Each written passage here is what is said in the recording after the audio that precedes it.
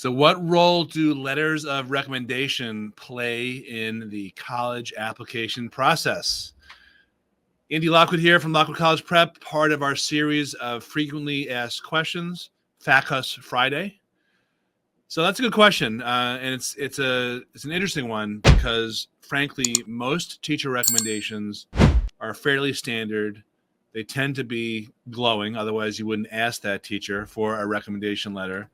But they are important because they do offer the admissions officer who's reading your application an opportunity to get to know a little bit more about you based on not just the information that you're providing to the college, but also from a third party.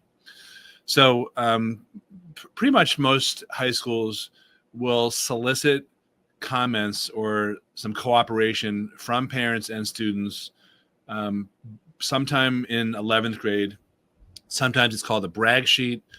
There's other names for it, but they will. The guidance counselor will typically ask the student and the parents to provide some information, not just to the guidance counselor for the guidance counselor's letter of recommendation, but also potentially in a similar fashion for the teacher letters of recommendation. And what you want to emphasize on those brag sheets, or if you don't have them, maybe in a one-on-one conversation with your recommender, or sometimes the recommenders have their own forms, but you want to emphasize not just that you were a good student. That of course is important.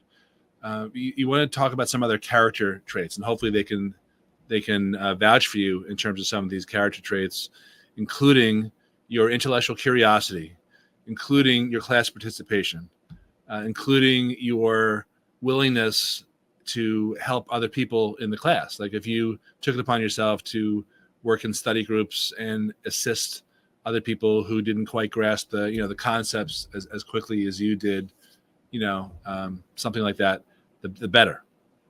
Other thoughts on the recommenders: you don't want to go too remote in time. So if you're an 11th grader about to be a 12th grader, you don't want to have two recommendations from 9th grade teachers. You can get away with one from a 10th grade teacher, but you certainly want to have one from 11th grade. You also ideally want to have a letter of recommendation from a teacher who taught a subject that is either a direct match, identical or similar to what you might want to major in. So if you're thinking about going into engineering, it would be smart to have at least one recommendation letter from a physics professor. If you can't do that, don't worry about it. But ideally, that's how you want to be strategic about asking who can serve as a recommender for you or not. The other one can be something totally different. It could be a humanities, like an English or a history teacher.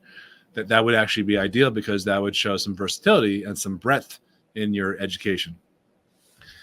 Last comment I'll make is kind of a Captain Obvious or blinding flash of the obvious that an old friend of mine used to say, is you don't want to have a recommendation from someone who's not going to give you a glowing recommendation.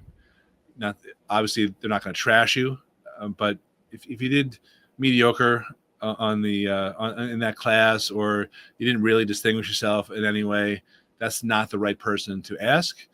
If you don't have many choices of people, then you just go with who's going to be the best one in terms of being able to not only speak to your ability academically, but to some of those character traits that I talked about before. So that's all I have for you on letters of recommendation. They are an intricate part of the college application process, but so too are the classes you've taken, the extracurricular activities that you've participated in, your transcripts, obviously the rigor, how many AP classes you've taken, and of course your essays and your applications. Especially the activities section of the application. So those are topics that I talk about. If you like these videos, go ahead and subscribe, because you will then get caught up and alerted when I have more information to share on these topics. Thanks a lot for watching, and if you have any questions, pop them in here right below this video, and we will answer them to the best of our ability. Have a great week. Bye-bye.